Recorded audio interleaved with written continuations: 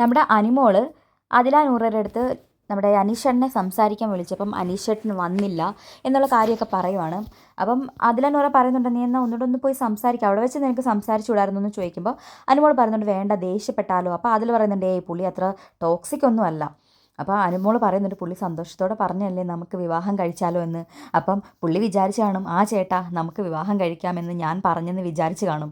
പക്ഷെ ഞാൻ എൻ്റെ പ്രാരാബ്ദമൊക്കെ പറഞ്ഞപ്പോൾ വിചാരിച്ച് കാണും, കുട്ടി രണ്ട് വർഷം കൂടെ എടുക്കട്ടെ, കാത്തിരിക്കാമെന്ന് വിചാരിച്ച് കാണുമെന്ന് പറയുന്നുണ്ട്. അതുപോലെ തന്നെ അനുമോൾ പറയുന്നുണ്ട്, 2 വർഷം കൂടെ കഴിയുമ്പോൾ പുള്ളിക്ക് 41-42 വയസ്സാകും, വാർദ്ധക്യമാവുമെന്ന് നൂറ പറയുന്നുണ്ട്.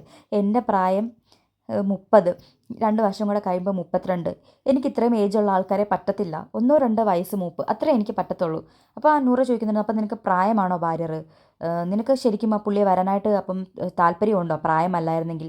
അപ്പോൾ അനുമോൾ പറയുന്നുണ്ട്, അയ്യോ പ്രായമല്ല, പ്രായത്തിൻ്റെ ഒന്നുമല്ല, എനിക്ക് ഒരു സങ്കല്പമുണ്ട് എന്നുള്ള രീതിയിൽ അനുമോൾ പറയുന്നത്. അതിനുശേഷം ആദിലോടും നൂറയോടും അനീഷേട്ടനോടൊന്നും സംസാരിക്കാൻ വേണ്ടിയിട്ട് അനുമോൾ പറയുന്നുണ്ട്. അപ്പോൾ അവരെ ആദ്യം സംസാരിക്കാമെന്ന് പറയുന്നു. പിന്നെ അനുമോൾ തന്നെ പറഞ്ഞു, വേണ്ട, നിങ്ങളൊക്കെ അറിഞ്ഞെന്നറിഞ്ഞാൽ പുള്ളിക്ക് എന്നോട് ദേഷ്യം വരും, ഇത് ചിലപ്പോൾ പ്രാങ്ക് ആയിരിക്കുമോ, പ്രാങ്ക് ആണെങ്കിൽ ഇങ്ങനെയൊക്കെ ആയിരിക്കുമോ പെരുമാറുന്നത്. അപ്പോൾ ബിഗ് ബോസിൻ്റെ കാര്യമാണ്, ഒന്നും പറയാൻ പറ്റത്തില്ല എന്ന് നൂറ പറയുന്നുണ്ട്.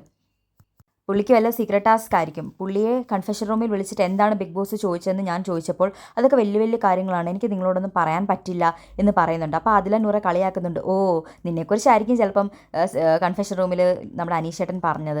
അതേപോലെ കഴിഞ്ഞ ദിവസം അനീഷേട്ടൻ ഉറക്കമേ വരുന്നില്ലായിരുന്നു, ഷാനവാസയ്ക്ക് വിളിച്ചിരുത്തി ആപ്പിൾ കട്ട് ചെയ്യാം, എനിക്ക് നിന്നോട് കുറച്ച് കാര്യങ്ങൾ പറയാനുണ്ടെന്നൊക്കെ പറയുന്നത് കേട്ടു.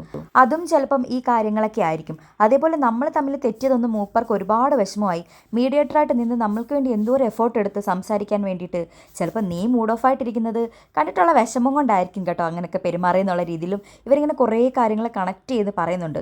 അതേപോലെ തന്നെ ഞാൻ കുളിക്കാൻ പോവാട്ടോ, ഞാൻ കഴിക്കാൻ പോവാട്ടോ എന്നുള്ളൊരു ഏട്ടൻ ഫീല് എൻ്റെ അടുത്ത് ഭയങ്കരമായിട്ട് കാണിക്കുന്നുണ്ടെന്നൊക്കെ അനുമോൾ പറയുന്നുണ്ട്. അനീഷേട്ടൻ്റെ ഇങ്ങനത്തെ പല കാര്യങ്ങളും കണക്ട് ചെയ്ത് നോക്കുമ്പോൾ അനീഷേട്ടന് ഇഷ്ടമായിരുന്നു എന്നുള്ള രീതിയിലാണ് ഇവർക്ക് മനസ്സിലാക്കാൻ കഴിഞ്ഞത്.